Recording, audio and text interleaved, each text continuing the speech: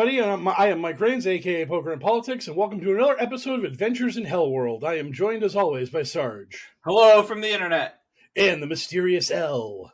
Hello, my beautiful babies. So today, as usual, a lot of stuff going on, but I went to the internet this fine morning and saw that the Gab account on Twitter... You woke up, you put on your slippers, you grabbed your rolled up newspaper, and you strolled on down to the internet this morning. Yes, that's exactly how it happened. You had a piece of toast dangling out of your mouth. Yeah, like a man about town. My piping hot cup of coffee in my hand. Changing into your dapper business suit while still holding your coffee. Yes. For efficiency, damn it. All of these things. Old man coffee, just strolling about the internet. And I saw that Gab's official channel on Twitter, or their official account on Twitter, quote tweeted a shot I had taken at them. And they declared based, which was weird. I don't know why you just say the word based with no context. And then they stated pornography is not speech degenerates, which was how they phrased their retaliation to me. Porn isn't speech degenerate. Because Stu Peters, who is like a dime store version of Alex Jones, went on Truth Social, Trump's attempt at a social media platform, and posted the most ridiculous thing he possibly could in an effort to get banned, which was effectively anyone involved with the vaccine should be rounded up and shot. That is what he stated, and he immediately got hit with either like a timeout or a suspension or whatever. And he did this so he could run to Gab and piss and moan about the fact that Truth Social is not letting me speak my mind. They're not a real free speech platform. And so I quote tweeted that guy, and I was like, hey, I was banned from Gab. You know why? Because I posted a photo of a naked lady. Free speech isn't free. Because Torb's whole angle is this like hardcore Christian lunatic stuff about morality, where you can deny the Holocaust on Gab, but if you put a pair of tits on Gab, no bueno. You're off. You're out of here, bub. So, did you actually get yourself kicked off of Gab for porn? I did not, but I should. I should make an account on Gab, post a bunch of photos of naked guys and gals, and wait for my removal, and then herald my defeat. I mostly just haven't done that because I didn't want to make a second account, because my burner account that I used to monitor people on Gab, it just was an annoying bit of effort to jump through the hoops to get a Gab account. Gab also, sucks. man, the market is getting saturated, but we'll talk more about that later. Yes. So Gab, which is essentially just racism Twitter, like fucking, they noticed you. They noticed you, senpai, and then they were just like, "Hey, we're gonna elevate you to on our enemies list by posting that you are a pornographer and a degenerate." Yeah. I mean, we talk about this all the time. It's like Mike the pornographer. We're just like old Mikey porno. It's all I ever talk about. When as soon as the podcast is over, all I'm ranting and raving about is the latest porn that I both saw and produced, because I'm a degenerate that way. If we ever publish any like any sort of media that we need to sell a physical copy of as merch, we need to use that as a box quote. You need to just be like degenerate, just in quotes on the back of the box, like Torba from Gab. Yes. Or whatever. And then just be like, fucking, we have proof that you said it, idiot. So like, guess what? Racists think that we're degenerate. So let's go. Yeah. I actually I just hadn't done it yet because I had an old man coffee, had a busy morning, but I was going to edit my Twitter bio to have that quote in there from Torbs, because I wanted to wear that as a badge of honor. Nice. The other two things that made me laugh about this is that, one, I posted the screenshots of Torbs yelling at me, and it did some numbers, but it didn't blow the world. It didn't like knock my socks off. It wasn't like, oh snap, Gab took a shot at you. That's wild, man. Like you're over the target. People were like, oh yeah, Gab's a bunch of fucking losers. They would do that. Of course they would. They don't know how to pick a fight. So the fact that Gab is just no one cares made me laugh. And the other thing that was really awesome was Gab, the free speech social platform, posted this shit on Twitter and then restricted who could reply to it. I was not allowed to reply to Gab's rebuke of me on Twitter. They censored me. I love that. That was so awesome. It's like, who can reply? It's like, the people that get on Gab mentioned can reply. Nobody else can. And since they didn't mention anybody, nobody can reply to that post. It's super awesome that they did that. You know what? I just realized that we already do sort of have merch that you could use a box quote for. You should just put it on your book. You have a book out now, do you not? Yeah, I have the book as a Kindle. I'm working on getting it as a paperback. But yes, when I get the paperback format set up, I will absolutely have that on the back as a back cover quote for the book. Degenerate Torb's Gab account. Yeah, just hey, any other QAnon people who want to call me a piece of shit, please do. I will gladly post your commentary about me on the back of my book. Jordan Sather saying that he wanted to sue me. I could absolutely use that as a back of the book quote. I mean, yeah, I don't think there's any greater endorsement. Has J2 ever come at you just so you could like quote unquote play both sides of the aisle? I did make a tweet about Jay Stu like a few days ago, but I haven't heard any blowback about it because that guy's like hypersensitive. If you talk about him even in the most tangential way possible, you're probably getting a Substack article of 2,000 words directed at you for being part of QAnon and being part of the plot to I guess it's a good thing that I, and therefore probably everybody, because I like to think that I speak for the common man.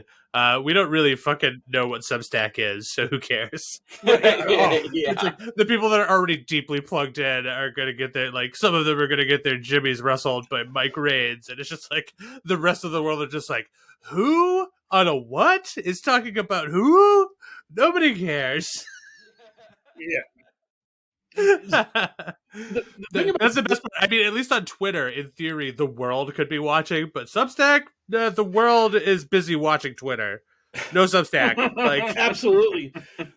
The thing about Substack on that level is that it's almost designed to be like a niche micro thing. Because if you have an audience of like 300,000 people that are just sort of like watching you on a very surface level area, if you try to convert that into monetization, you're not going to get that many bites of the apple. But if you have like 30,000 dedicated lunatics who are hanging on your every word, and then you start bumping up like a $3 fee to read your hardcore content or $5, then you start ranking in the bucks because like your just addicted audience just has to have it. They got to know all the pros of good. Yeah, all those Mike, pros.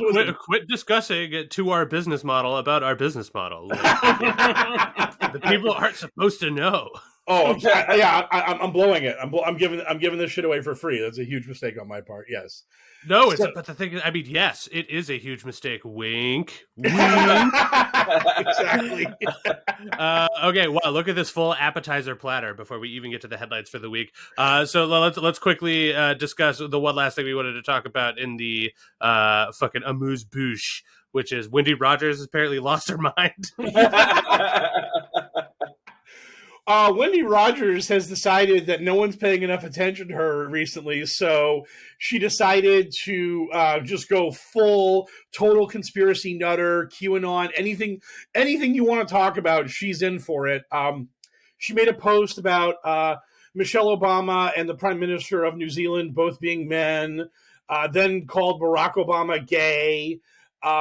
When that post apparently wasn't offensive enough, she then got into World Trade Center Building 7, just going deep into the weeds, 9/11 truther shit. And then beyond that, she made a post recently about using all the offensive slurs you use for transgender people and saying, like, look, trans people don't like it when you call them this, but I don't like it when children are chemically castrated and mutilated, and then later in life they turn out to regret it. So look, muggles don't like to be called muggles. You know what I had to say that? Fuck muggles. I don't give a fuck. Yeah. Anyway, yeah, wow, what a piece of work. Not a whole lot to say about that other than just like no, fucking baby wants her bottle. That's all that's going on there. Just God bless you. yeah, Bless your little heart. Yes, exactly. She was just the belle of the ball for those months during the Arizona audit when she was so positive she was going to arrest everybody for all their crimes. And then, oops, the Arizona audit crashed and burned, and now the circus has left Arizona. Well, So you know what? If she really wanted to get some attention in this political climate, she should have got behind the wheels of a big rig. Mike, go ahead and play our content warning and our headline bump. Content warning. The Adventures in HellwQrld podcast talks in depth about QAnon, which means we have to talk about all kinds of child abuse and violence against people. Listener discretion advised. From the digital headlines to the digital front lines, it's Q's in the news. God damn it, you beat me to it. So, in Canada, the honkening has come and gone. 10-4, good buddy. 5-5, other lingo. 10-4. Yeah. Oh, so, fascist dictator Justin Trudeau, as all of QAnon and right-wing lunatics all over social media have called him, or the scientifically improbable love child of Adolf Hitler and Fidel Castro. Yes. Yeah, I heard that on the internet, and who would take the time to write a lie on the internet? Yeah. See, Wendy Rogers, that is who you should have been railing against. I mean, going after Obama. Obama's old news, baby. He can't be president anymore. Fuck him. You know who's hot right now? Trudeau. You accuse him of having gay parents who also happen to be Adolf Hitler and Fidel Castro. Exactly. How much more inflammatory could it be? Yeah. Which, not that it matters, I don't think those guys ever met. No, but not publicly, but in the same way that JFK and Marilyn Monroe were never like officially a thing. But I mean, come on. we all knew. Exactly. It was behind the scenes. There was like a palpable tension behind the scenes whenever they were around. Those sexual tension so thick you could cut it with a knife. Same thing for Hitler and Castro. It was incredible. I mean, it was absolutely incredible. And the CIA did when they secretly killed Marilyn Monroe.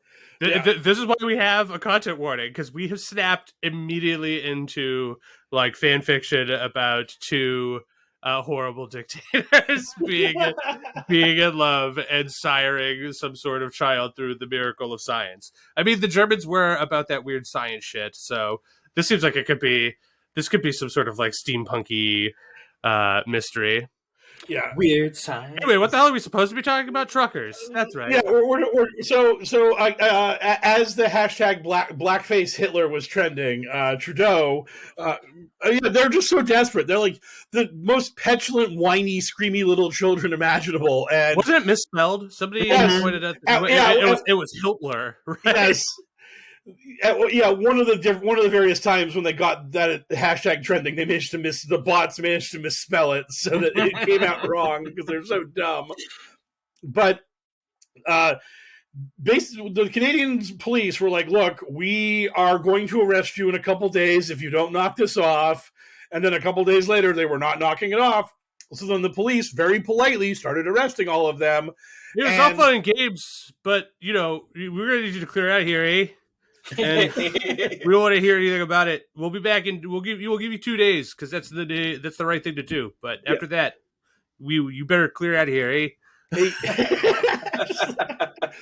So after all their EDM parties on the streets and other and the calls for Trudeau to resign, which why would a dictator resign when these idiot truckers were yelling at them? The cops came in and busted them up, and most of the ringleaders of the Canadian convoy were arrested. Everyone else saw the writing on the wall and drove away. There have been sporadic protests around Canada of people being like, "Boo, what you did to those truckers was mean, and we're mad about it," but that's about it. Okay, we're going to go home now because it's cold. Yeah. So, so basically, this incredible moment in time that QAnon had been ranting and raving about for weeks on end, about being the death blow against the cabal and how it was going to topple Trudeau, and then I don't know, somehow domino theory its way into Biden and then the rest of the world. Not so much. No one's going to remember this in a month. It's over. You lost. Go home, guys. In the real world, you know what never happens? A big minigun never comes out of a truck, right? If that was going to happen, this seems like it would be, like, in real life, that would be the perfect opportunity for it to happen. Just a bunch of crazy conservative people with access to several trucks, just trying to make a big political point. What a horrible reality we live in. So boring. So they arrested all the leaders, as Mike said. The one leader, a man who's just a trucker and owns a small company, he's only allowed back in Ottawa for legal proceedings, and after one night in jail, he just gave up immediately and said he just wanted to go back home. And they said, cool, $100,000 bond, you're only allowed back into the city for legal proceedings, that's it. And all the other leaders, not all of them have been charged, but anyone who set up like the big GoFundMe's and the Gives and Goes, like they're all done. Yeah, they got to get Pat King at this point. For some reason, that scumbag's still like floating around. But beyond, I feel like part of the problem with, like, you know, quote unquote justice at the end of stuff like this is that you would think that it would be game over for these guys, like, career wise, but it turns out that there are a bunch of like crazy conservative people that have a lot of money that might like the cut of this guy's jib, right, and just go ahead and employ exclusively his company with some big trucker contract or whatever.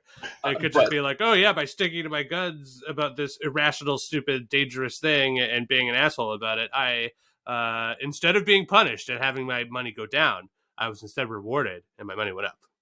Yeah, but he's just actually banned from the city of Ottawa. Like he can't. Yeah, but I'm sure you can do plenty of business in not Ottawa. Canada's a big place.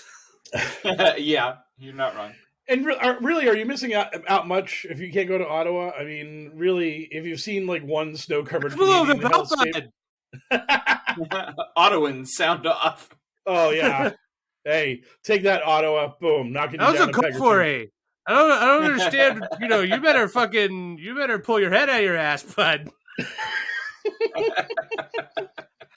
That'd be great. just infuriating. Infuriating regular Canadian citizen. So good. Oh yeah, that's gonna be next week. Next week's pod's gonna just be a giant apology to Canada. Well, it's a fucking huge bummer that we're not gonna get to talk about truckers anymore, because I feel like that we still have more to say about truckers. So, I mean, hopefully something else comes along to allow us to keep talking about them. I mean, looky here! An American truck convoy is heading to Washington, D.C. I don't believe it. Surprising absolutely no one. Holy shit. Because America and Canada are the same place, and you can just go ahead and get away with the same old shit in America. Well, I will say that people have been pointing out that the start of the American trucker convoy, which is beginning on the West Coast, they're going to go into Arizona, and then allegedly try to drive across America to get to D.C., and I aggressively use the term allegedly because some of the people that are part of this quote-unquote convoy have not committed to going beyond Arizona. They're like, we're driving to the pizza joint, we're getting a slice, no pedo, none of that, calm down. God, I mean, no, not pizza, anything but pizza. Hot dogs, we're going to go get hot dogs. Wait, Obama wanted $50,000 in hot dogs. No hot dogs either. No, cheeseburgers. Oh, God, cheese. Oh, no. I mean, who knew that American comfort food could be such a perilous thing to talk about? Oh, my God. But someone was following this quote-unquote convoy, and they had exactly one actual semi in the entire convoy. It was a bunch of, like, regular trucks, some SUVs, and some other stuff, but like an actual big rig they had all of one at that point in the ride, and like they're trying to encourage more people to show up. The point of this convoy is to like make stops for people to connect to the convoy, for it to build steam on its way across America into DC. But I really can't imagine that you're going to build much steam before you get east of the Mississippi for such a long journey, because how many people have the like desire to blow a week or more of their time to drive across America for what is something that is assuredly either going to end in nothing happening or them being arrested? I mean, like, those are the only... Considering the National Guard is already going to be called up to DC for this, like, it's like, cool, enjoy your fucking convoy, idiots. A, we've already seen what happened in Canada. B, we're not Canada. If they try and shut down a major American city, they are not going to let it sit for 3 weeks. Nope. Yeah, and also, I mean, like, because like the American citizens who saw what happened in Canada, some guy was talking about trying to block the Beltway around DC, not trying to block DC itself.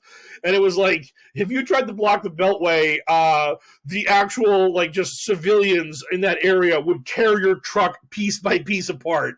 They would, like, show up with, like, chainsaws and blowtorches and just turn your truck into scrap metal and remove it to get it out of the way. They wouldn't need the cops to show up with tow trucks or anything. The people in the area would just handle it themselves. Yeah, that is for sure a good way to get violenced. Yes. Like America is like, it's just not Canada, but like this is going to go very bad for you. Best case scenario, actual like law enforcement or military are the ones removing you from the situation. But I would not want to be down around Baltimore and DC and just causing a disturbance. Yeah, it's quite bad. And the other thing is that like their stated goal is to make it there for the State of the Union, which if there was ever a situation where security is at its highest possible point in DC, it's for the State of the Union. So like those trucks are not getting within 50 miles of anything. Like they're going to show up. It's going, oh look, there's a retaining wall. There's a million spike strips. There's like 500 National Guard. Yeah, you turn around right now, because this only gets worse from here for you if you keep this up. This does not end well. And then they scream "Truck Lives Matter" from like 1,000 yards away. They claim it's a big victory, and they all go home. Oh yeah, we showed Biden. He was trembling. He was trembling in his boots. That scared old man, Joey Biden. We intimidated him with our mighty display of trucks. Yes. How many trucks did you have? 8. But we had a lot of SUVs, and we had a bunch of like souped up pickups. It was great. As many trucks as just like a regular highway. Yes. like a regular stretch of highway of just routinely going past several trucks in a row. And it's just like, oh shit, but they all managed to go to DC. How impressive is that, eh? Look at that. I mean, what are the odds? Yeah. Oh my god. You did it. You did it. You made it look like 2 p.m. on any highway in America. Oh my god. You caused traffic. Yeah, explaining to exactly the same people who love parades, right? It's like, oh my god, look at that line of things. I love it when it's in a line. It really fucking gets me hard when it's up in a line. Oh shit. Formation's so good. It's such an incredible line. So did you guys make Biden resign? No. Did you end the mandates? Oh, well, there weren't any real mandates. We were just complaining because it gave us an excuse to complain. So what did you guys actually do? Hey, there was this. Did you see that yellow bar on Google Maps? We turned it orange for like 45 minutes. That was us. That was that section of the road going from yellow to orange. We fucked that road up real bad. It almost made it to red. We were so close. We were so close to making it red. That'd been so great. I mean, you should have seen the line when we were driving. Oh my god. Oh god. So yeah, the half-assed, pathetic, just absolute outright grift that is the American trucker convoy is currently attempting to spring to life to con rubes out of money, and like that's it. Like the actual physical display of this convoy at this moment is unimpressive. Should it become more impressive, we will tell you about that next week on the podcast. But for the moment, this is not looking like it's going to be a super intimidating turn of events for Team Right Wing, people that just hate everything and are complaining and want to have an excuse to protest. So, Mike Rains, I unfortunately have to interrupt you for a Sarge was right alert. Because if I recall, during our pre-production meeting for the show, we had discussed that we were going to lead with the big news of the week, which was that now, finally, scientific evidence has apparently told us who the identity of Q is. And because of my love of a segue, I have ruined that. As Sarge predicted when I said that I wasn't going to write it down. So, breaking news right now, second headline for the week, Sarge was right. Yes. And we did forget. So, for those of you marking down the first time Sarge was right in the year 2022, it was February 23rd. You can everyone who had that on the pool can cash their tickets. It's great. But yes, the New York Times came out with a scientific analysis of both early and later QDrops. And they declared with an incredible amount of certainty that the early QDrops were written by Paul Ferber and the later QDrops were written by Ron Watkins. So to all our listeners who were not seated when I made these announcements, I apologize to you falling to the ground and bruising your tailbones or just crashing. Yeah, I'm really sorry for burying the lead and slow rolling you like that. Now you must be truly devastated. Yeah. And or Ola. I hope that you were not driving yes. when we dropped such the bombshell on you. Yeah. Oh, man. Yeah. So, genuinely, the most exciting thing for me is that they allege that the switcheroo didn't happen until later. My theory was always that Q was multiple people from the start. Because the writing styles are just so all over the place. Yes. Yeah, it bounces a lot. We went through... Maybe Ron Watkins is like a werewolf or something, and then he's like the Incredible Hulk. He's got two personalities. Oh, interesting. He's Dr. Jekyll and Mr. Hyde. Have we ever seen Ron Watkins at night? Have we ever seen what happens when the sun sets on Ron Watkins? That's when he goes to Soaplands. That's what he should. No, that's when he climbs out of the Stephen Urkel machine, and he's like Ronnie W or whatever, and then he's just he's just like a fucking cool cat. He's got a greaser hairdo, but he's still pulling it off somehow. It'd be great. It's just, anime, never watched it. Get out of here, Ray. He's just got tremendous dick energy. It's just radiating. He's like the perfect cell of big dick energy. That just makes me laugh so much because after Q had been stolen from Paul Ferber, again going with the New York Times narrative here, Paul was working on a bunch of dumb small-time grifts to try to build himself back up in the right-wing crankosphere. And one of his favorite things that he was constantly promoting was a dumb attempt at being Q again that was called Big Dickanon. So no, shut up. Absolutely, this is a real thing. Shut up. Paul Ferber was constantly reposting all the posts on the Chan boards from Big Dickanon.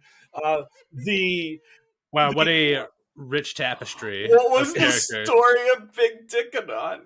I mean, I feel like it's pretty self-explanatory there, bud. Yeah, I need to know. The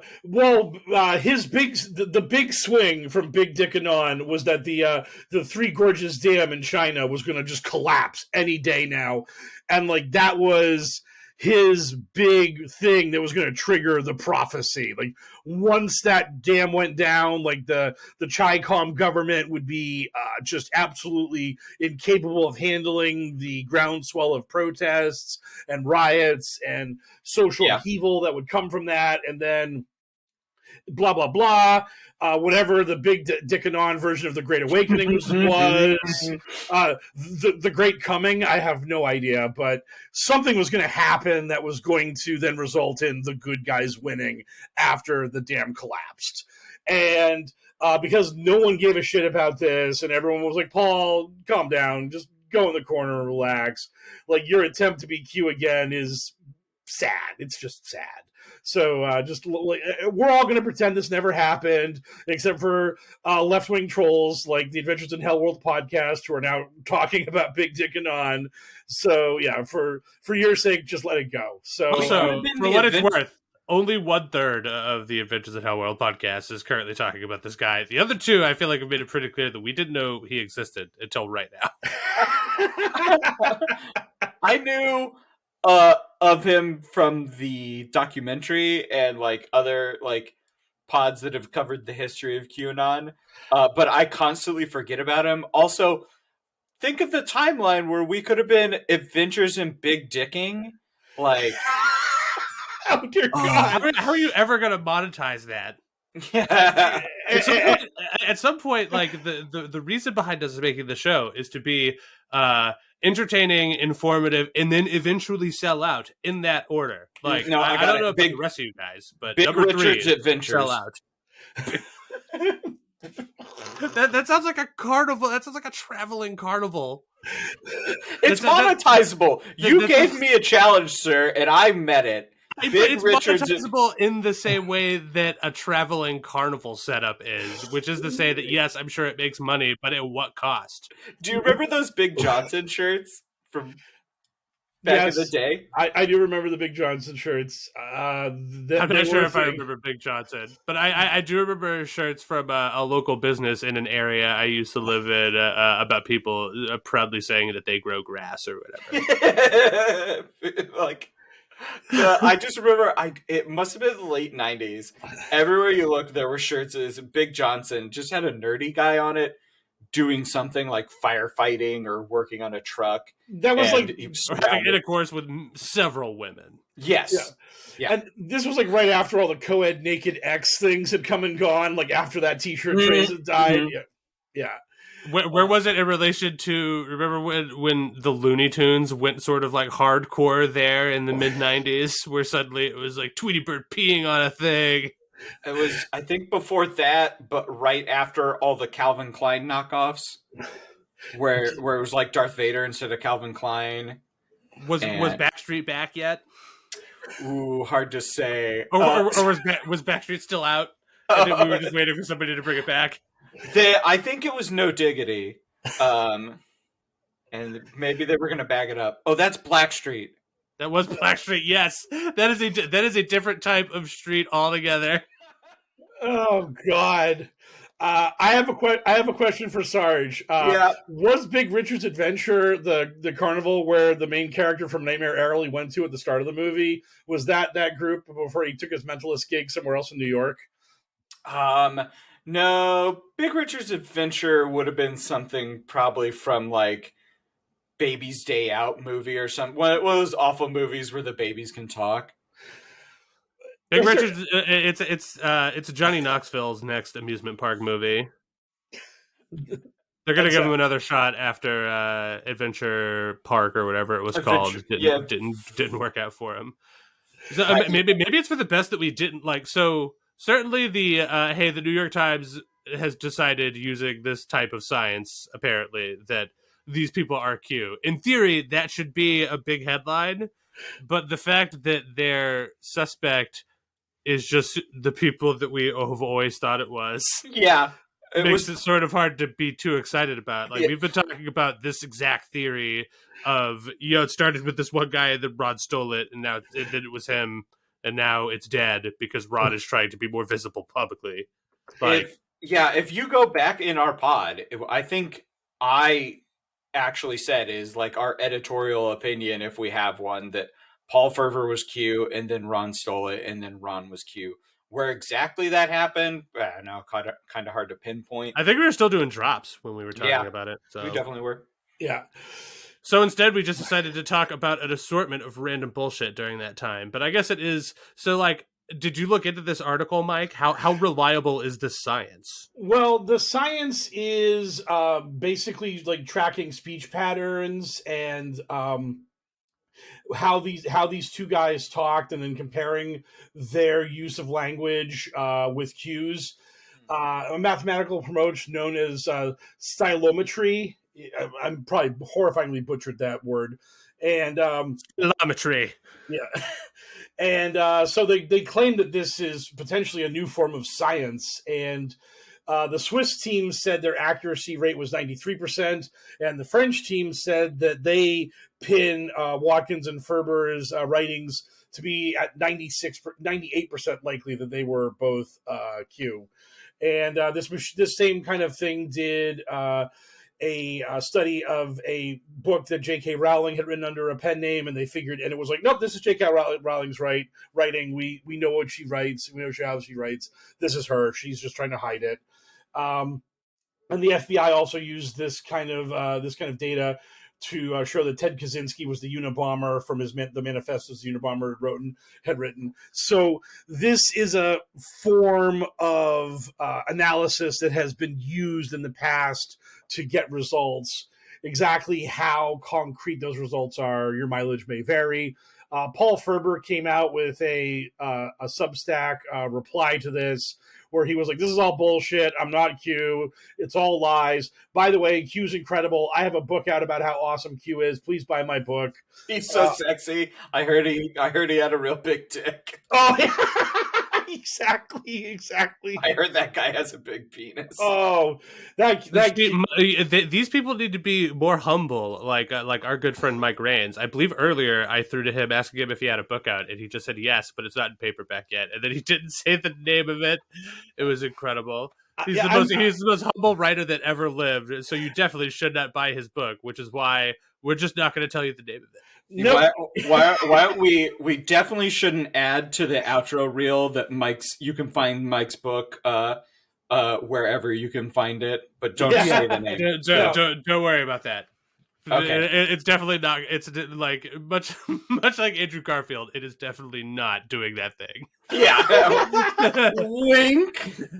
As topical a reference I could be without feeling still sort of bad about it. Anyway, so yeah, it turns out that Ron Watkins is Q, or was Q the last time Q did a thing, which has been over a year now, and yet dumb fucks like us are still talking about him. What a bunch of clowns. Yes.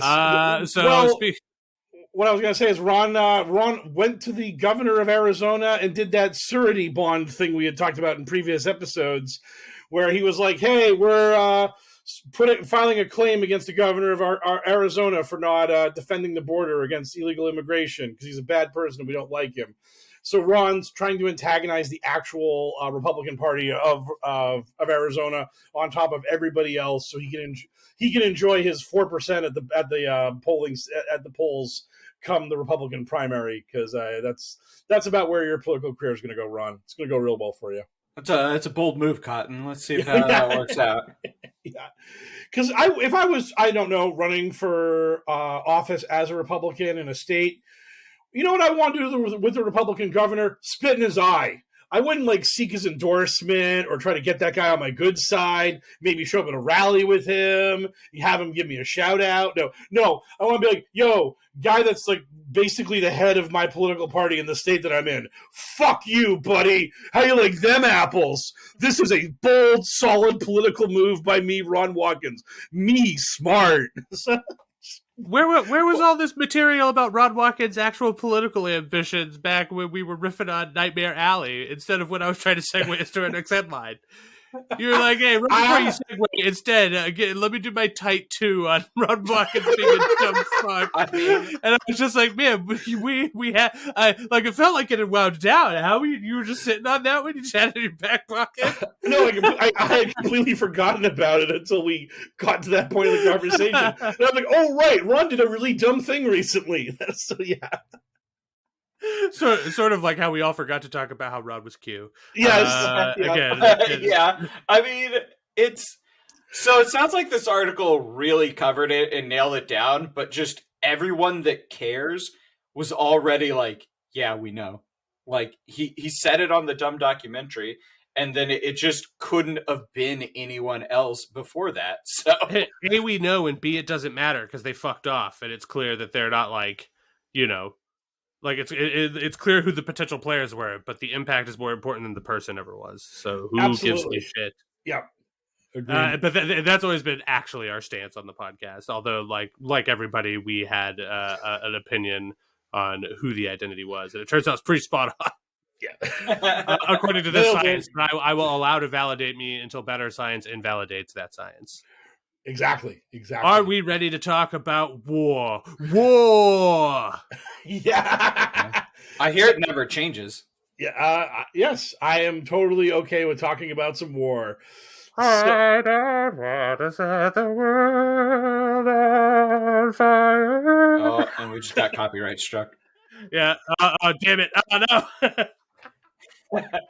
Your singing was too good and it didn't. It was so awesome. It sounded just like it was coming from by the 50s. algorithm. Yeah. So, Mike Raids, what sort of war? Do we have any war-related headlines this week? I don't know. Seems like a big swing. Yeah. So, Vladdy Daddy, QAnon's favorite political leader now that everyone's forgotten about Kim Jong-un, Vlad has invaded Ukraine in a sort of kind of half-assed invasion of Ukraine at this point.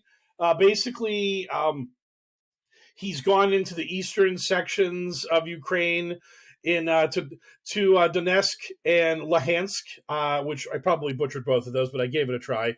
And those are sections of Ukraine that, like, there are Russian separatists in there in some parts of it. They've been like, hey, we really don't want to be here.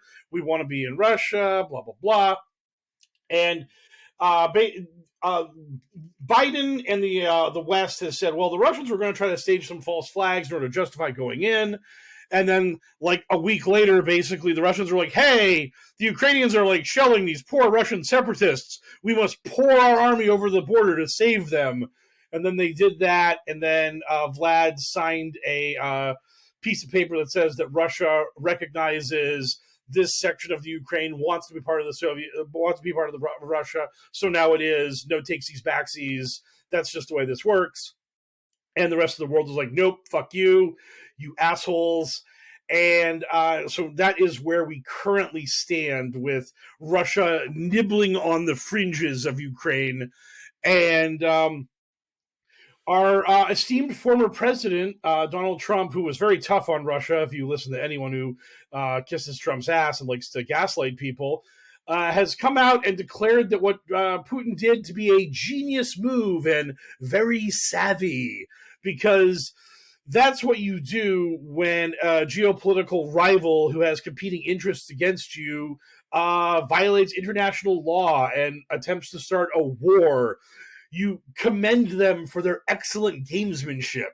And this wasn't like, you know, at least when America does a war, we have like at least that we manufacture a flimsy excuse for it, like weapons of mass destruction. But you know, it's really just, hey, it's payback for 9/11, etc. But it's just like in this instance, like Russia just doesn't have any specific reason for, like, it's like Ukraine stepped at them. They're just like, it's there. We're taking it. Yeah, it's ours now. We want it.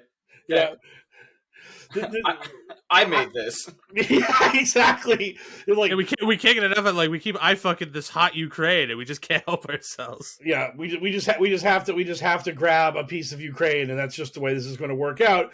And we're going to claim otherwise. We're going to claim there's some justification for why we're doing this, when we know there is no justification for why we're doing this. So, but their justification for doing it plays to nobody ever. It's so weak. It's just exactly. the weakest. It's just the weakest thing ever. Even if the people of that land are just like, man, it would be great to be part of Russia, like that, you just don't get to make that call. Like there are plenty of times where I would love to be in Canada, and it would be great if the land under my feet was technically Canada, but like, I just don't get to be the person who decides that. Yeah, you don't get to fly a Canadian flag out the front of out in your front yard, and then the Canadian Army just like shows up and is like, okay, L's desire to be Canadian has been solidified. This chunk of land is now part of Canada. And the crazy dictator, son of both Hitler and Castro, Justin Trudeau, signs a piece of paper that now says Ellistan is now part of Canada. That's sort of what sovereign citizen's all about, right? But like their whole thing is that they're sort of like in an alternate dimension America that rests right on top of the one that we live in. They just really like getting tased. They just like living in they just live in an ARG where if you say magic words and write down the right things on a form and sign it, you don't have to pay taxes or need a driver's license to operate a motor vehicle. You can just make the rules not apply to you if you know the secret magic. It's they're just trying to crush like Pathfinder style DC 50 like persuasion or bluff checks. Exactly.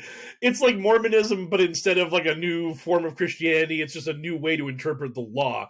I found these gold plates, so now I don't have to pay income taxes. Why? How did that work? Well, I can't show you the plates, but they told me I'm exempt, so we're good. We're good here. It's all good. So you guys know Moroni, right? Just take it up with him. Yes, exactly. I found these gold plates. Only I can look at them because your head will explode. Yeah, it's just me. Do you really want me to bother Moroni with this? I mean, he might be pretty angry. I can if you want. Okay, I'm gonna run up the flagpole. Oh no. Exactly. Joseph Smith, bigamist and grave robber. When we get a new thumbnail for our podcast, we're going to have Moroni in some section of the thumbnail because we love that guy. We love that angel. He's the best. And we won't need to label him Ben Garrison style because everyone knows what Moroni looks like. Yes, exactly. Popular character. Very popular. Is there a Moroni in the Persona games? Can we just use one of those? No, not just yet. I mean, like Konami.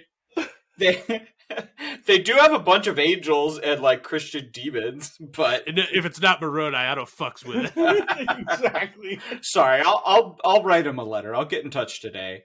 Please do. So let's wrestle ourselves back onto these here tracks and further discuss Vladimir Putin's desire to just do a war and some crime. Presumably QAnon has an opinion about this, and because they are so righteously American, I'm sure that they hate this empirically un-American thing that's happening. Oh, they are so happy. They have completely created this alternate world where Russia are the ultimate good guys. Ukraine is the most evil deep state thing you could possibly imagine. It's been the playground of all sorts of criminality and evil. But who has better soldiers, according to Q? That would be the real. I mean, they're so manly. That's a battle for the ages. Who has, according to QAnon, deeply American QAnon, who has better soldiers, China or Russia?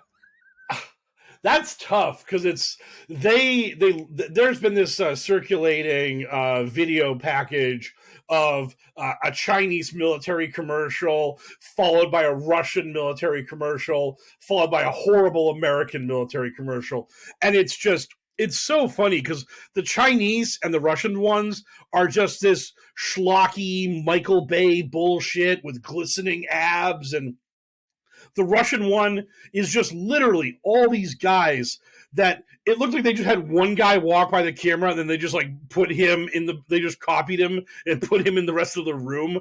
It's just this same like 5'10" white guy with just omni abs and shaved head, dead blue eyes, and there's just a million of him, and then they're putting on their Russian military uniform, they're running in a field, they're like shooting their guns, everything's great. And then the Chinese one is basically the same thing, but the one thing that makes me laugh about the Chinese one is that it has a bunch of shots of Xi Jinping just like looking at the soldiers or waving at people or giving a fiery speech. And I would love to imagine these same clowns watching the American version of that ad with Biden talking and then be like, yeah, go Biden, go the military leader of our nation. Because they would absolutely be like, that commercial has the president in it. And because I don't like that president, I'm mad. So it's just so, but both of them are just like so schlocky, and like just the fact that it's all the same person. All the dudes look the same because there's like really no diversity in either army. Then you smash cut to the American commercial, and it's a woman talking about how she grew up wanting to be a part of the army, and then she joined, and she's proud, and you just see the seething hatred and contempt that they have for this commercial because look at this beta cuck American woke military versus those omni-abbed Russians and Chinese. It's no wonder why we're getting our asses kicked. This is bullshit. And it's like, if you were like a woman in China or Russia and you're looking at these ads, like, you're not represented. You have no part of the military. You have no ownership of that. That's just a boys' club where a bunch of guys like do stomach crunches and then run around in fields shooting guns. I mean, it's just so weird that no, because the Russian military also invades Ukraine. That also, yes. They're actually doing stuff. Yeah, they actually run across the fields of Ukraine. I'm sure the Chinese military is pretty busy suppressing their population. Thank you very much. To imply that these hard-bodied soldiers are not putting the work in is a discredit to both nations, one of which is invading another foreign power just for the lulz, and the other has been actively suppressing their population for like 100 years. So yeah, neither one actually has a very good track record. But the American military, they have ladies in it. That's bad. Boo. And of course, I would never suggest that our military is suppressing us in any way. Once a month, Donald Trump could point, or I guess the Clintons, whoever was feeling froggy that day, could point their finger at me and I could disappear. We have ladies in our military, and once a quarter, we'd have to sit through a briefing on how to not sexually harass them. Oh. That anecdote was about to get real spicy when it started with we had ladies in our army. We had broads. It was just like once a month, ... And I was like, ooh, this anecdote, it's going to go into some choppy waters. Then you changed it to once a quarter, and I was like, oh, nice. I don't know what this is, but it's better now. That's why people listen to the Adventures in HellwQrld podcast, because we not only show you how the sausage is made, we like direct the eye to the being made sausage. One of the things that makes me laugh so much about this whole idea of like the American military recently became woke or blah, blah, blah is I have a friend who's my age and I'm in my mid-40s. And one day that guy and one of his buddies were playing poker at the table. And they were talking about how the female drill sergeant they had when they were in the army was like really, really strict of them and really tough and busted their asses. So it's like, yeah, like 20 years ago, women were in the military barking at men to like drop and give them 15 and stuff like that. Yet, like today, like these people still can't wrap their heads around it. Like even now, they're like, oh my God, this is just, they're integrating the military? I can't believe it. Yeah, Truman did that in the 40s. All America's just gone to hell. Next thing you're going to tell me they let gays openly serve in the military. Actually, they do. Oh, no! I mean, it's just... Mike, they know that women serve in the military. They also know that their uniform is like a camouflage sports bra and like a coat over it that only is buttoned up like just to where the belly button is. Oh, God. And the male attire is camo cargo pants, no shirt, covered in oil, red headband. And a bow and arrow. Your weapons can change depending on the situation. Oh, okay. You can change it's like you can change your class or job. Yeah, and that changes the weapons. Yeah, you could go from using one type of gun to another type of gun to maybe a bow and arrow if you stumble across like an archery range. Yeah, it just seems like gun would be better. I don't know. Maybe that's just me. Yeah, but your level of gratuitous nudity can never change. If you see a shirt, you can't put it on. Sorry, absolutely not. And the most important part is that if you see like the floating metal capsules, you shoot them, and that will upgrade your gun. You'll get spread shot. Oh, so good. I mean, it's hard to go wrong with spread shot. Yes, absolutely. I like ricochet shot. Yeah. And how's this for a segue? That is the truth, because get it, Truth is the name of Donald Trump's new free speech social media platform that just launched, and we are obliged to talk about such things because of the fucking pact we made with Satan. So let's talk about the buttery smooth launch of Truth, the social media platform of Donald Trump and free speech everywhere. How's it going, Mike? Are you on Truth? I have attempted to get on Truth. I have yet to be successful. I hope that at some point in the near future, my account will actually happen, so I can begin. Have you even gotten your number? I have not gotten my number. It's gone that poorly for me that I literally just filled out the paperwork, hit the button, and I haven't received anything. And I think I did everything right up to this point. So, ? Hopefully, at some point in the near future, I'll get a number. Hopefully, I will, because I didn't do all the work that a lot of other people did, where they were able to actually dig in and find the actual beta that was being worked on by the team. And those people were able to get in and register accounts they were able to register like real Donald Trump and other very Trumpy names. And very Trumpy names. Yeah, and they also found a what was I going to say? They found someone that was like celebrating Pinochet, the Chilean dictator, who was just like posting up a storm there. Yeah, so everything's gone very good. The problem with the Truth launch so far is that it's just been too successful. That would be an absolutely accurate statement. On top of that, you have the whiners and babies, like the aforementioned guy on Gab who was trying to get some attention by being like, "Hey, Truth Social wouldn't let me post my stuff about how I want everyone that was involved in the vaccine to face the death penalty." So between the fact that Truth is quote unquote not real free speech and also isn't working, there's a bunch of problems going on with the platform. The one thing I will say that is in its favor was apparently for about a week before this soft launch happened, there was talk that Truth was going to be a paid-for app where you're going to have to spend $5 a week for the right to be in a Nazi echo chamber, but that appears to not be true. So good on Truth to not make people have to pay the big bucks for this nonsense. And the other thing is really, the experience so far seems like it would be great. Yeah. Who wouldn't want to pay who for could this? just pay $5 a month for a thing that doesn't work? Like, Yeah. It's definitely on Apple, right? It's on Apple, but it's not on Android. Like literally, I've seen so many QAnon promoters saying, like, posting like the sadness memes, like Wolverine looking at a picture, or the guy, or the guy in various states of loneliness staring off in the distance, and all the captions are me when I see all my iOS friends on Truth, and I'm an Android. So like, there is a lot of not greatness going on. Go ahead, people behind Truth. Just fire it up on Android too. Like, I'm sure that'll really help all your stability issues. Yeah, I'm sure it won't flame out even harder in that situation. Absolutely not. So, how else are they going to handle the load of 40 million users or whatever that are just slamming it? I mean, 420 million users are trying to be on Truth right now, according to Donald Trump. Everyone in the United States, including us, as we're speaking, is trying to fire up our Truth accounts.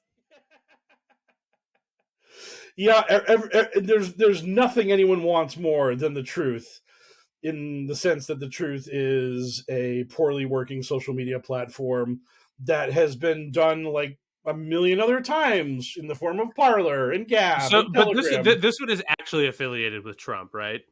Yes, this is actually Trump's thing.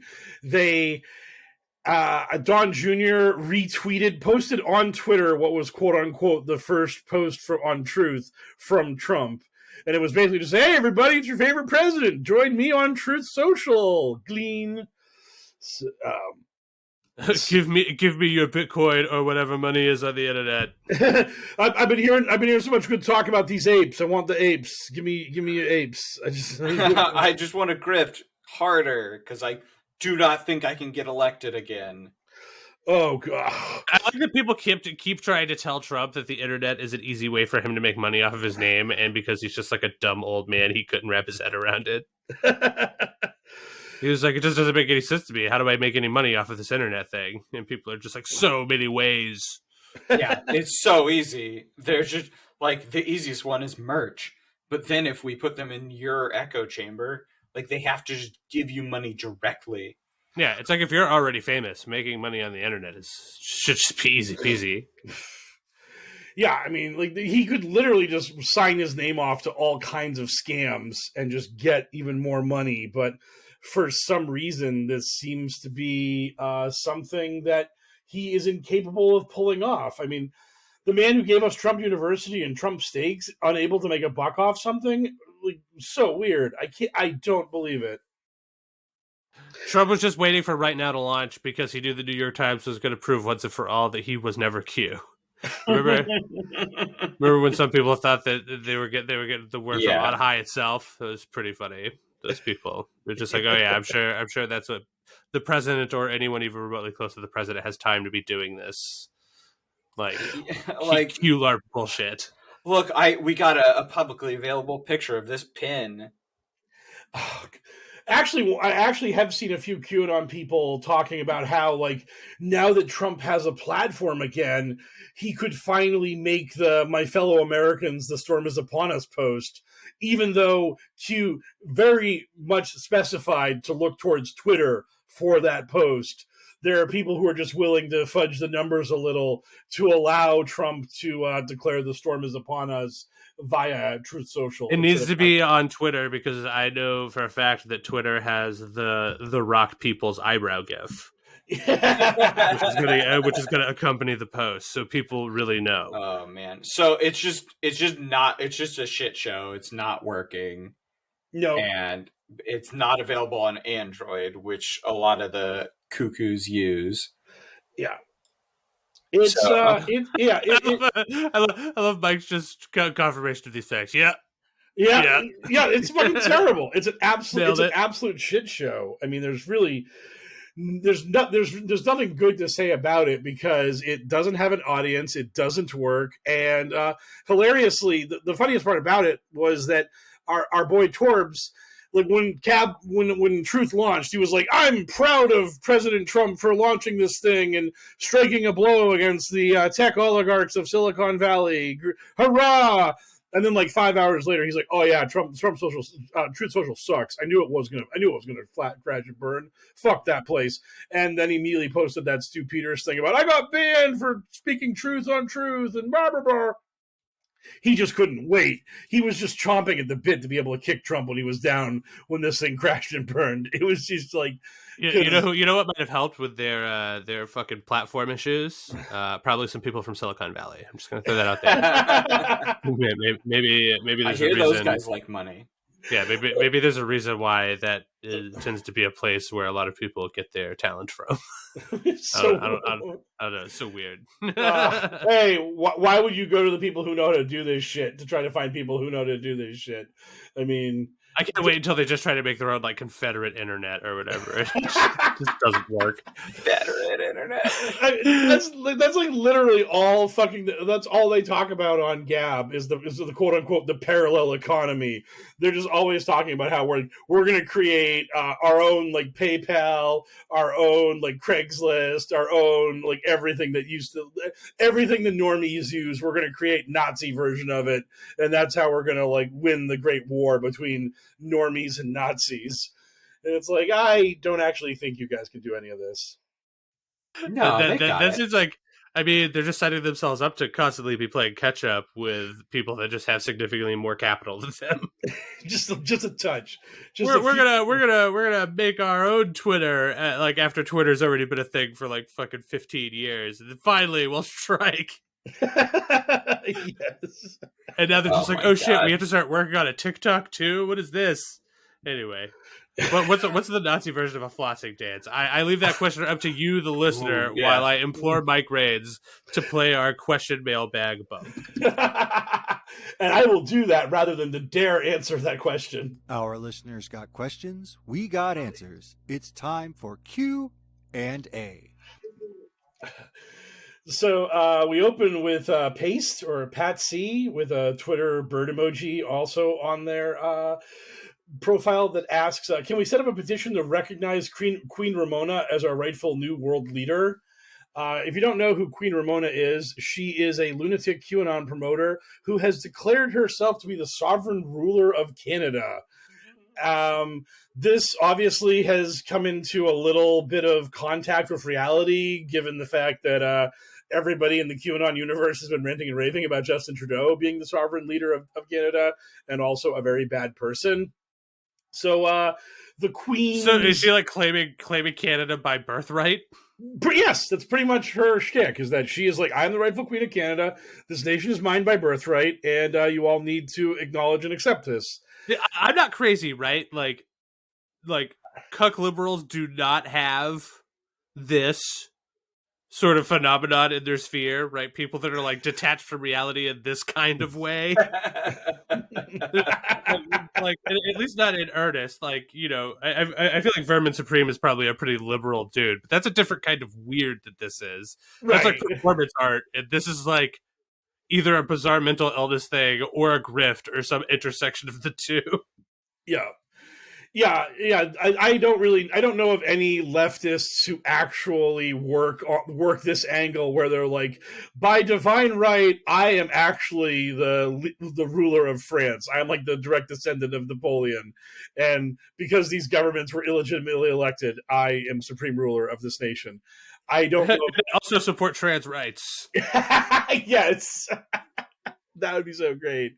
But yeah, I mean, like, it's just so funny. Anytime conservatives want to make fun of liberals, I just sort of want to like point to any number of these type of people that's brought up from their ideals, and just be like, look at what you look at what you've made.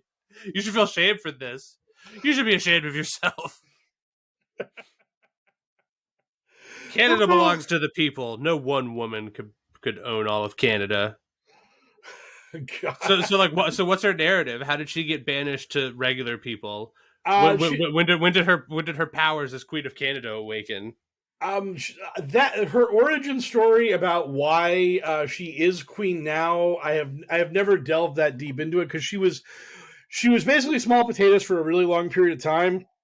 And then she started becoming very mainstream, and I was gonna be like, hey, we need to have a segment to talk about her and all this stuff. And then the trucker convoy thing kind of Bigfooted her back down to obscurity, because her act just didn't play very well with the trucker convoy thing, because she couldn't come out and say, the truckers are right, and they have won, and they have named me queen.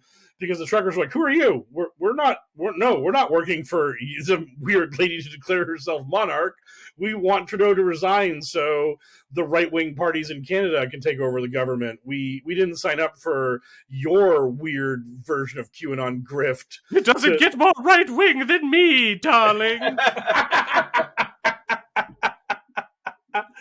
If only Ramona had worked that angle, maybe she could have been bigger. Maybe she could have been big time. But sadly, I'm the most conservative there is. I'm real. I assure you. No, I'm real bummed out that we don't get to know her secret origin story of how she's a queen. I'll have to dig into it for next week's podcast. I'll ask people who are more on the ball about Queen Ramona, about like exactly how this whole character developed and became a thing that got traction on the internet for a moment and then crashed and burned as hard as it possibly could. I hope it ends with her like calming the Great Spirit Moose or whatever to prove that her blood contains the power of the ruler of Canada. Great Spirit Moose. She bleeds maple. Yeah, she bleeds syrup. She's actually that's like she goes to Canadian stigmata. She is both photosynthetic like a leaf and bleeds moose blood, so she's got it all. She just bleeds all of the Canadian exports. What was it, Molson or Molten? What is there like a beer that comes out of there? Yeah, and Timmy Hortons, all that good stuff. Oh, Timbos! Timbits! Let's get some Timbits. They're just okay. That sounds very Canadian to me. I think she's got a point. Yes. So we're so deep in this. I know. I'm pulling ourselves away from this question. Thank you for the question. The question is over. I forgot we were answering a question. Oh man. Oh, it's like it's like Inception. We just went too deep, and somebody had to rip us out from reality or whatever. Yes. It's like we're flatlining. Yes. So. Peen Dick Whistle. why wouldn't this guy show up during the Big Dickanon segment? Asked, what kind of fried chicken is the best fried chicken, white meat or dark meat? Also, will Wendy Rogers ever give up the grift? The answer to that last question is no. But for the first question, I like dark meat better, but I'm not picky. Chicken's just good always. Drumsticks are dark meat, so dark meat. So I'm weird in that, like, I do enjoy white meat better generally, but I'm a drumstick guy, so I'm sort of just happy either way. Like I'm trying to have it all the ways. If we're just talking about purely like as a flavor experience, I do think I prefer basic white meat with a crispy outside fried chicken. Quite good. So but again, I love the accessibility of a drumstick. It's so easy to eat. Yes, you can do it one-handed, easy peasy. Nature's meat popsicle. Yeah, exactly. I mean, I feel like a lot of things could probably take that claim. Yeah, pork ribs. I've heard those called meat sickles before. How about literally any penis? That was what I was getting at, right? No, Nature's meat popsicle. I don't get it. Explain it to me. I'm gonna have to end this question too. God. Okay, I feel like we're done. Yeah, we got to the bottom of it. Yes. Cleodora Silvestri, who doesn't own any NFTs, asks, are the American anti-globalists aware of the irony of appearing in a Canadian court and demanding for the U.S. Constitution to be applied to another country? They don't get it. What the fuck is she talking about? Is this a thing? I got lost. There have been people demanding like their rights to free speech and assembly, all these constitutionally protected rights that are in America, but the Canadian Charter that created the country of Canada doesn't explicitly have any of these rights. There's no First Amendment in Canada. I've seen numerous QAnon promoters pissing and moaning about how they got like all the photos of the Mounties like having the horses go through the crowds and talking about people being trampled by them, and these people are like, oh yeah, I back the blue, but I only back police that follow the Constitution. And it's like, well, in Canada they don't have to follow the Constitution because it doesn't apply there. It's not part of their system of government. They have to follow the Canadian Constitution. They have their own rules. That's what what makes them a different country. Right. I just love this idea. Like they just think Canada is like an adjunct of America, and it's like you have to follow our rules. It's real easy to get along with our Canadian brothers and sisters because they all speak perfect English, and it's just like, ooh, bro. Like large parts of this country are very French. Yes. Push up, little girl. Lots of cats have that name. God. But yeah, I've seen a lot of dum-dums have been demanding American rights be granted to Canadian citizens, which is not a thing that has to happen or be done because they're not playing in our sandbox. They're in their sandbox. And if you as an American were dumb enough to go to Canada and do stuff there, you're going to be held accountable to their laws, not ours. So the whole play stupid games, win stupid prizes thing. That's what you get. So when Trump is back at the White House, we're just going to start annexing parts of Canada that we like. We're just going to. I mean, remember it will be a savvy move on his part. Yes. Remember when we started holding all those children in cages on the border? Why? Because they weren't American citizens. Boom. Think about it. No, I don't want to think about that. And besides, they weren't white, so why would QAnon people think they have any rights? And again, not American citizens. Oh God. Don't trouble their simple minds with such commentary. Oh, please don't. I mean, but think about it this way. This is my Music Man style pitch for this to conservatives. Consider this: you are concerned about Mexicans taking jobs from Americans, but if we just make them if we bring the glory of America to them, they become Americans, and then we're just employing Americans. Doesn't that sound nice? Employ a bunch of Americans. And a bunch of jobs that you would not be caught dead doing because it's very hard. I'm here for this. I'm liking the cut of your jib. I'm getting it. I think this is a good call. So we just need some Mexican separatists on the border to start claiming their lands are America, and then Biden can come in and start nibbling away at Mexico, and we can just start taking little chunks of it. And Trump will have to call that savvy and genius because he already has done so. He set a precedent. And Donald Trump isn't a hypocrite. He would never go back on his word based on the situation. Never, not once. So we should start running the false flags now. We can send in the guy that plays Reacher in the new show Reacher. And we could just throw like a poncho over him and throw him down there to just Be like, yeah, you know what? I think it'd be great if us Mexicans, because I am, of course, very Mexican, we should all just become part of America. Wouldn't that be great?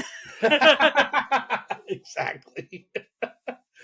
So, thank you for the question. And then none of them say anything because he's speaking English. Yes, exactly. And they're just like, what the fuck is up with this guy? Like, why is he down here just talking to no one in English? Talking to no one in English. That's our podcast. That's the subtitle of the podcast. Yeah. Talking to no one. Yeah. If our individual episodes had names, that would be a great candidate for this one. Talking to no one in English. Yeah, if we went with the Taskmaster style of every episode just is a quote from the show, that would be this one. So our next question is from Pancake Peasant, who asks, have any of you seen a cursed fusion of cultures between mini painting and QAnon? To that I can say I have not seen any Warhammer 40k or other stuff. I have. Can't say that I have, but it definitely has to exist, right? I mean, the idea of like an uber religious, just hyper masculine, big chunky armor, like warfare cult government must really appeal to a lot of them. I'm sure that horror is out there somewhere, but I have not gone looking for it, so thankfully I have not found it. But at some point in my life, there's at least one Warhammer team out there named Let's Go Brandon, for sure. Already. I mean, there was a big tournament in Spain where a Nazi like actually invaded it. Like he just wore a Nazi shirt, and they couldn't kick him out, like per their own rules. Oh God, you need to amend your rules pretty quickly. Gotti. Just get to be openly Nazi for a day. What a treat for that guy. Yeah. Because that guy like looked at the terms of service for like the convention he was going to, and it's like, oh, they left that door open. Time for me to rush through it. And then the convention was like, fuck, really? God damn it. Yeah, just go like trying to get into any event that they're even remotely interested in, just pouring over the rules and regulations and just being like, oh, sick, loophole, time to be a Nazi in public. Yeah, great. Oh, boy. Like, that is just the saddest bullshit, the most desperate cry for attention. I mean, he probably ghostwrites Wendy Rogers tweets on the internet. So that was a weirdly dark question that I didn't think would possibly go down that road, but it did it. So thank you for the question. Klutz Zero asks, what are the odds we get a trucker convoy from the U.S. to Ukraine? I don't know that the physical possibilities that exist, but I was reading a lot of people talking about the various ways that America and the West can fight back against the Russians. And they were talking about like seizing all of the various Russian oligarchs' yachts and doing stuff with those yachts. So I would say that like doing something like that, where you like repossess these trucks and we give them to Ukraine for help in rebuilding their nation after like whatever happens in this conflict between them and Putin. Like we could do stuff like that. We could give the Ukrainians a bunch of yachts, all kinds of good stuff. Give them a bunch of yachts. Yeah, we should just steal Russian oligarchs' yachts and just give them to the Ukrainians and just be like, hey, like a lot of you may like be homeless or suffer like other displacement due to this conflict. You just live on board this yacht for a while. That probably could like accommodate like 200 or 300 of you comfortably.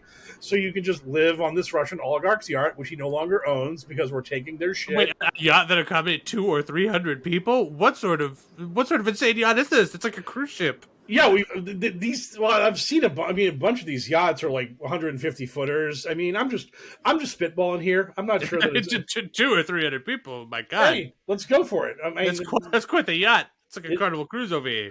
That's what I'm hoping for. Carnival Cruise. The over here is what broke me. That was just over here. Hey, forget about it. Yes, exactly. Oh, etc. I'm walking here. I am the one who is walking here. So I don't know that we're going to be able to get those trucks over to Ukraine vis-a-vis the current idiots that are driving them. But hey, civil asset forfeiture is terrible and we shouldn't be doing it. But if it did have to happen, I can't think of a more worthy target than the current. Or we could just get get cargo ships like to get on board, so that it's just like we truck like as close to the ocean as possible, like little front truck wheelies in the surf, and then we boat as close to shore as possible, and in that way we make a chain to Ukraine. Because what are cargo ships if not the trucks of the sea? Yes, exactly. Oh boy! So there's that one that's off the coast of Germany, or not Germany, Spain or whatever, that's like on fire and filled with Porsches. That was great. Oh god, one of my favorite shipping boat of the moment. That sounds like a wonderful disaster, and if we didn't have the world currently being insane. Remember when that boat got stuck in the Suez Canal? That was a news story. Oh, what a quaint time to be alive that was. Where's the heroic boat trucker that's pulling that protest off? Yeah, that's gonna be great.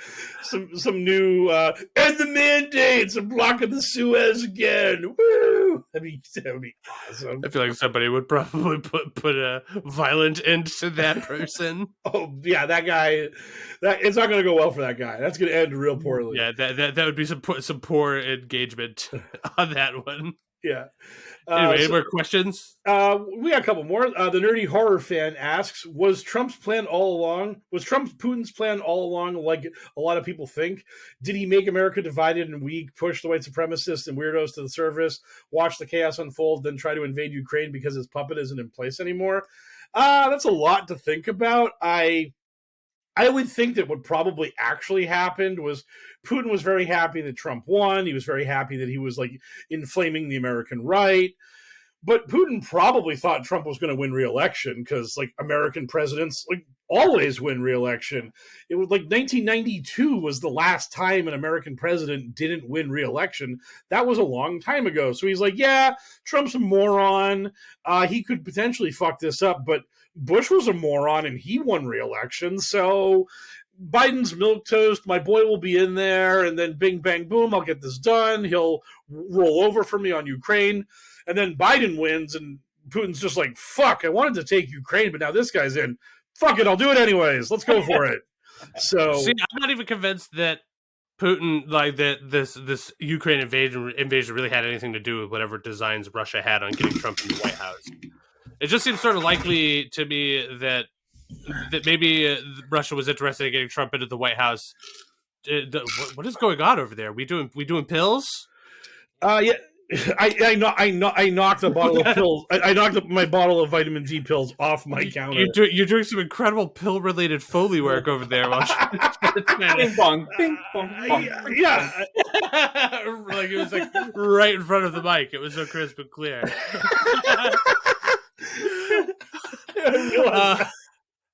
Okay, but yeah, so I feel like Russia probably just wanted Trump in the House to just sort of generally weaken us, and that this Ukraine thing, like maybe it was in the works, maybe not, but like Trump in the House is the new Disney movie coming up.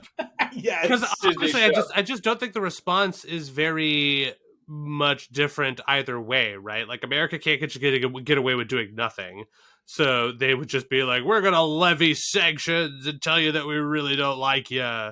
Because that's all America's ever going to do in a spot like this. No one is going to stop Russia from taking over Ukraine. Like, once Putin decided he really wanted to make that happen, like it was a foregone conclusion. Yeah. Because who's sending troops into that fight? Nobody. Yeah. So it's just like, so either way, like even if Trump was at the White House, he couldn't just be like, I think Putin is great and I think taking over foreign countries is awesome. He could say that now because he's not technically president. As president, his people would advise him to just be like, we condemn this, time for sanctions, and then sanctions would happen and Russia would now have more Russia in it. Now with 100% more Ukraine. So yeah, it is of a piece. I don't exactly know what it seems like the whole thing with Ukraine, that this is like Putin's like winging it in a lot of ways, because he was going to invade, then it didn't happen, he was withdrawing, then he didn't withdraw, now they're just grabbing small sections of Ukraine that are quote unquote part of separatist movements.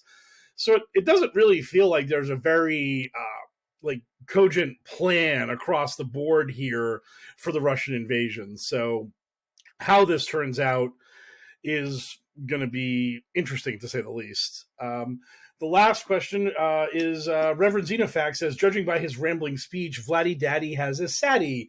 What's the chance he directly invokes QAnon or Q-lore to try to rile up support from the chuds and internet brain boomers? 0%. Yep. I don't think Vlad's that desperate for American right-wing support that he would go down that path. He definitely knows about it.